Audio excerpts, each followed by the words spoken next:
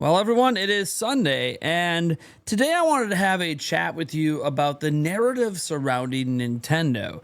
We all know, at least if you live on the internet, you watch channels like me or someone actually looking for Nintendo content, that there's been a huge negative sentiment around Nintendo. And look, I'm not going to sit here and beat around the bush. Nintendo did it to themselves. And it's honestly up to Nintendo to change that narrative. It's not up to content creators like me or others that are actually happy with the Nintendo Switch 2 and enjoy the purchase.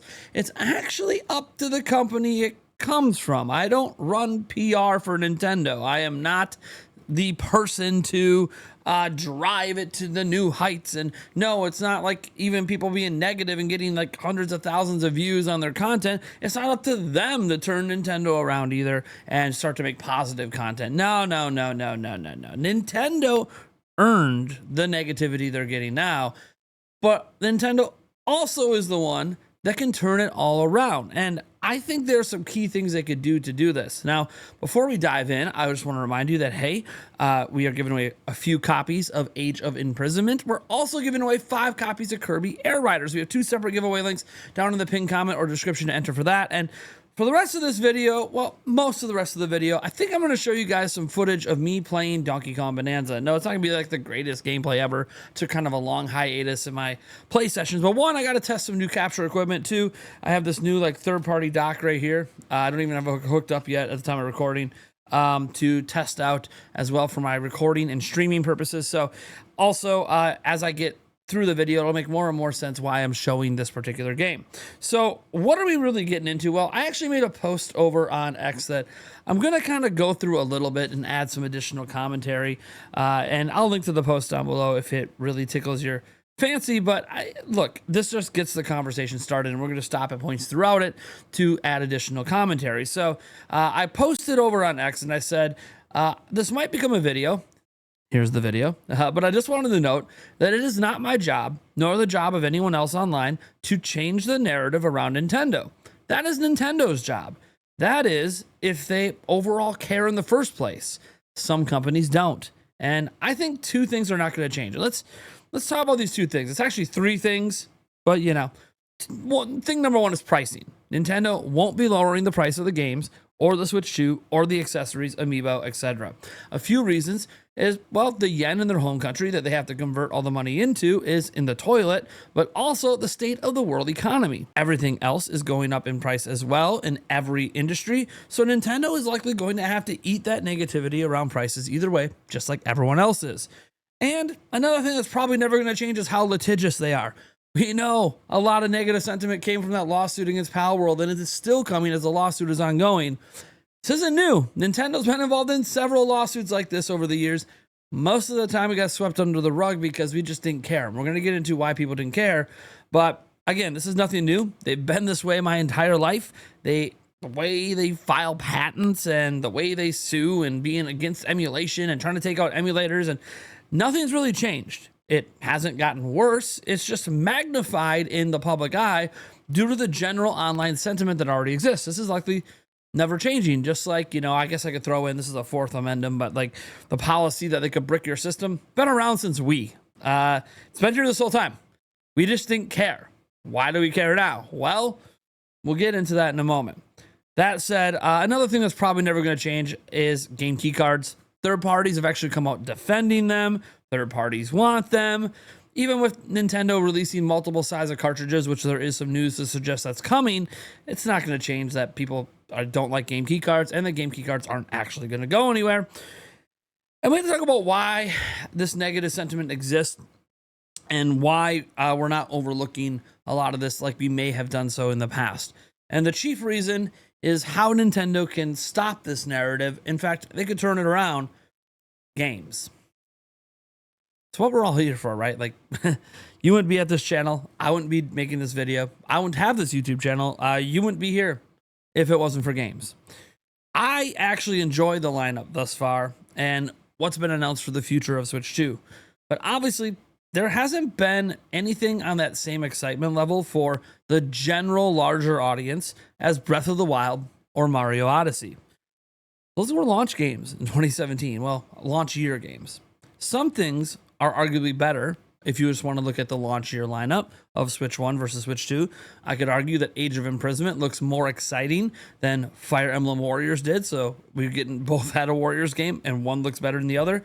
Kirby Air Riders is probably, especially because of Masahiro Sakurai, a bigger deal than something like ARMS, right? Like, even though I actually really enjoyed ARMS. And then there's Metroid Prime 4, which should, in my opinion, be on the same hype level as Breath of the Wild and Mario Odyssey, and certainly is for a very select group of people, but it's not. Maybe it's on the same hype level as Mario and Rabbids, but that was an 8 million plus seller. So maybe that's kind of the comp there to the year one of Switch. But the hype level of those two really large year one Switch games made many overlook a lot of things that in today's environment would never get passed over. I mean, just think about this one thing. Nintendo announced that despite the Switch launching with free online, that they were going to be charging for it later. That didn't get nearly the pub it did, even when it ended up happening in the following year, 2018, because, again, they had these really large games that everyone wanted to play, and you could just kind of accept this is part of what you need to accept in order to have these sort of games.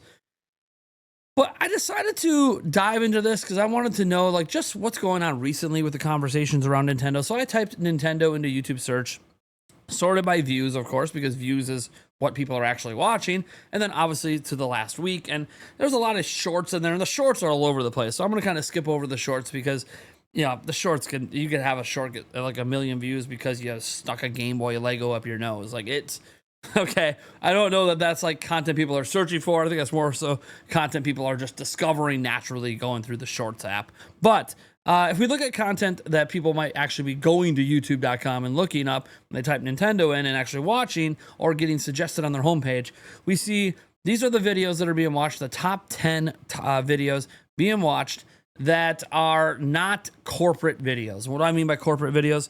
Official trailers, uploads. There's like a Nintendo Tokyo Live going on. That's all official stuff, official media. Let's get away from the official media. What are the actual people on YouTube watching that are not watching the official media?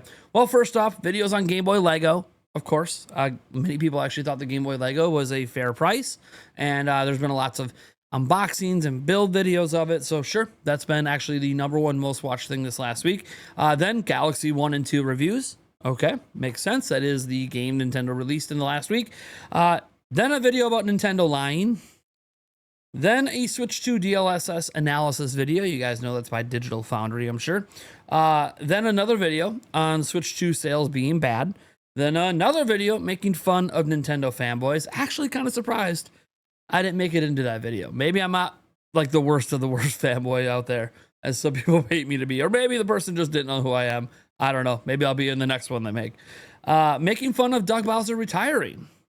You guys remember that being a thing. There's still a few faint videos getting some views on that this past week. Xeon leaving Nintendo Life, which I'm a little sad about, but I know he's got a better job opportunity. So I'm also kind of happy for him. He's a friend of mine. Scott the Woz, ranking Nintendo console bundles. He does a lot of retro content like that, so no surprise that's doing well. And then Nintendo is Evil, another Nintendo is Evil video that's lawsuit related. Now, when you look at those top 10 topics and videos, only one's about an actual game, and that's a game or a couple games there released for the Wii coming back. This isn't to say people aren't talking about games, of course. If you look for specific content, you can find people talking about Metroid Prime 4, though. Here's what was really funny. When I went to do a Metroid Prime 4 search and I sorted it by views, and then I went to the last week, the #1 result for that search was a negative video that literally has nothing to do with Metroid. A certain someone seems to be really slapping in that YouTube algorithm, and they pop up so much they're actually appearing in completely irrelevant searches. YouTube search, are you broken from a contextual perspective? Because I don't know why that video popped up. Anyways, it was the #1 search result. And even that video wouldn't be in the top 10 for Nintendo videos. There are, again, like friend of the channel, Andres Restart's been making tons of Metroid Prime 4 content, but none of this stuff is appearing in the top viewed content for Nintendo. Legends EA has a couple noteworthy videos, of course, if you want to look for it. Pokemon is like the most popular thing going on this holiday for Nintendo. One is Arlo, if you remember him, on his Topic Arlo channel. He made a huge negative video about Pokemon Legends EA. And the other one was a Legends EA meme review. All other Pokemon Legends content that isn't official media would not appear anywhere near those top 10 topics we already talked about. I mention all this because the comment consistent theme is that nobody is talking about the games and getting views for doing so. Now, why is it? Well, is it the creator's fault? I mean, it must just be the creator's fault. We're just not making that content. Well, okay, but if you search specifically for it, you could definitely find it. Heck, there's content for Kirby Air Riders even out there. It's, you know, it's weird. You know, the content can exist, but the audience for that content doesn't. Now, Nintendo has to turn that narrative around, and that's with games. Many left that last direct, still waiting for one big game that just, it's undeniable and hard to say anything bad about it. It's impressive and shows Nintendo at their best. And that game hasn't happened yet. Now, look, I think if we fast forward 5 years, we may look back on year one of Switch 2 not being that bad game-wise. But for now, this is the key to turning the narrative around. We are all gamers. For the games. So when will Nintendo next get a chance to change our narrative? Well, I guess a February direct, at least, you know, if history bears out, February is the next time Nintendo will make big announcements. But no, I have to clarify, it's not my job to make you enjoy something, which I can't really make anyone do. And it's also not my job to carry pom-poms and rah-rah cheer on Nintendo. I am a happy Switch 2 owner, but the narrative online won't change until Nintendo forces it to. Now, that's interesting when you think about all these conversations on the surface, because Nintendo's in this precarious place where they self-created a lot of the negativity, and they haven't done a whole lot to combat it with the games. In the past, when Nintendo's had a lot of the negative narratives with lawsuits and other things come through, they have also, on top of those negative stories, been able to get them brushed aside by having a bevy of games that people were so excited for. It made people not really think any of this stuff was as big of a deal, because in the end, why do we game Nintendo? Why do we play Nintendo? Why do we own a Switch? We owned it to play games, and the games were so phenomenal that, you know what, we can deal with the occasional negative story, the occasional lawsuit, we could deal with all that and deal with the fact that they had the same policy during Switch that they could brick your system, because who cares? The games are so amazing that we just kind of have to take the bad with the good. And right now, it's mostly taking the bad with the, well, for some of us good, but for, I think, most consumers, either not good or tepid. Now, this whole time you've been watching me play DK Bonanza, because this is one of those games that I think when we fast forward 5 years from now, we're going to look back on DK Bonanza as, you know what? That was one of those big games. That was, or should have been, a narrative shifting game, but it wasn't. And the chief reason is because it started out as a Switch 1 game, to be clear, in my opinion, and that it's Donkey Kong instead of Mario. DK hasn't had the same relevance it once did back in the 80s and 90s. That being said, this could be the game that propels it back to that relevance. And if it does, I think in hindsight, we'll look back 5 years and go, oh yeah, that actually was a defining year one game. Not just Mario Kart World, but that particular game. But here's the thing, that's 5 years from now when you can look back at things in hindsight, when narratives change and conversations shift, and people can look back and get rid of the what they're feeling in the moment during that time and actually look back and examine it from a more, I don't want to say objective standpoint, but a more knowledgeable one, where we have much greater knowledge of Nintendo's lineup over a 5 year period. And then we can look back and go, okay, you know what? Year one maybe wasn't so bad. We were just really impatient, which happens. So yeah, it's up to Nintendo. Nintendo's got to shift it. I don't know if they will.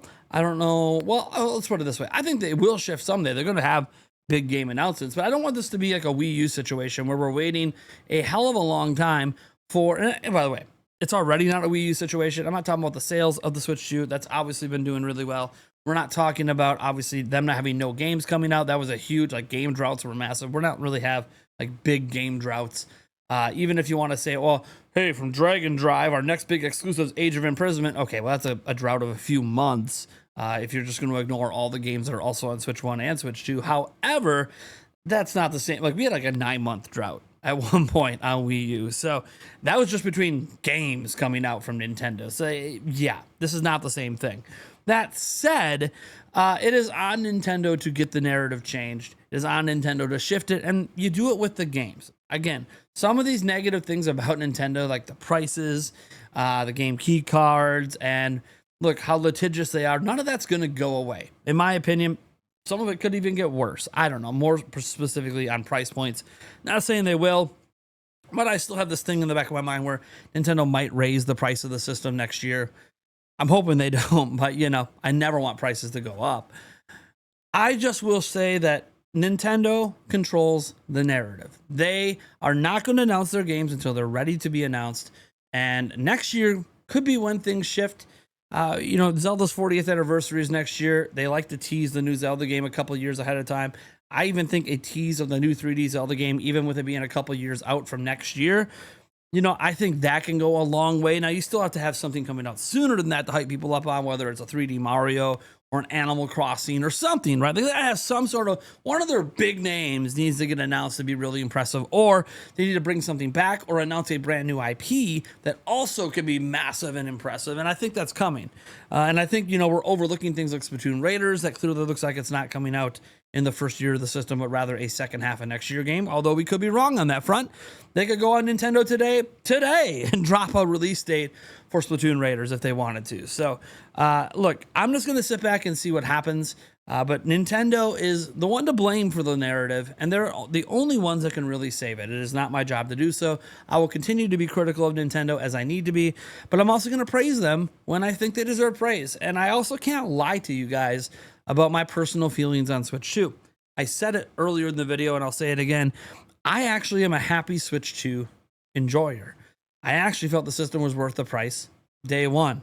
Not because Mario Kart World's like my favorite game of all time, but honestly, I've been waiting 8 years for Breath of the Wild to be 60 FPS in an official capacity that wasn't emulation. That alone made the purchase worth to me. I would have spent, I'm gonna be honest, I would have spent a stupid amount of money to have it in official capacity that way. And then you throw on that's also true for Tears of the Kingdom. You throw on the upgrades of Mario Odyssey with the resolution. You throw on the upgrades of all of my Switch 1 games just naturally, even without patches. Yeah, it was well worth it. The fact that Bayonetta 3 went from being a game that I still think is the worst of the trilogy, but now it's not like significantly worse, like because of how the game performed on Switch 1 in terms of like the frame rate dips here in combat. It really dipped it down. Now it's actually a pretty damn good game from a really damn good series. It might not be the best of that series, but it's worthy of being part of the series. Something I questioned on Switch. So yeah, I think that all of that is definitely worth my price of admission, literally day one. Then you throw on DK Bonanza. You throw on obviously having 60 FPS Pokemon. Oh, remember when all Pokemon games on handheld, granted it was like top down, but we're 60 FPS. Well, we're back to 60 FPS with a 3D Pokemon game, even though I don't think it's the most visually impressive game. At least the gameplay seems really good from what I played at PAX West. And then on top of that, we have Metroid Prime 4 Beyond coming. Been waiting since Wii for another one of those. Really excited. And then, of course, you throw on Kirby Air Riders and my most anticipated game of the year, Age of Imprisonment. So I'm very happy. And then we have Mario Tennis Fever coming up. We have Fire Emblem, Fortune's Weave looks incredible. Like, all of this stuff looks good. And so does what I'm playing right now, Donkey Kong Bonanza. I'm still playing this game, having a damn good time. And I just want to note, folks, that between you and me and between everyone out there, look, I enjoy Nintendo, but they're not at a good place publicly. Financially, I think they're probably doing well. I think the sales of Switch 2 are actually, contrary to some narratives out there, doing extremely well. And I think you're about to see that when Nintendo announces their financials on, first week or second week of November, whenever they do that financial briefing. I think you're going to see, Switch 2 sales are actually still doing incredibly well. And maybe all the negativity is still just a vocal minority online. I don't know. What I do know is it is pretty loud. And it is everywhere, and they are getting the views. If that's going to change, it's because Nintendo gave something undeniable that's great. And Nintendo's best thing to do that are the games themselves. So I guess here's looking forward to that eventual February Direct or the June Direct or whatever Direct they do that finally has that one big or maybe multiple big announcements that nobody can deny. Until then, don't think much is going to shift in the conversation. Thank you guys so much for tuning in. We're going to continue to cover the news here as we always do. There's one headline floating out there I just want to talk about at the end. That's why we don't have the gameplay footage up now, because this is more of a news thing, but it's one I'm not going to talk about. There was a news breaking all day yesterday about Nintendo lobbying the Japanese government to shoot down generative AI. This was believed to be a real story, not because it's like a rumor or some like outlet. No, it was actually a politician. A politician in Japan put out some very lengthy tweets on X, obviously with a check mark, like I do sometimes. And he put out these really, really lengthy tweets and said outright that Nintendo was lobbying against generative AI. And this guy really, really hates generative AI. And Nintendo responded today with this.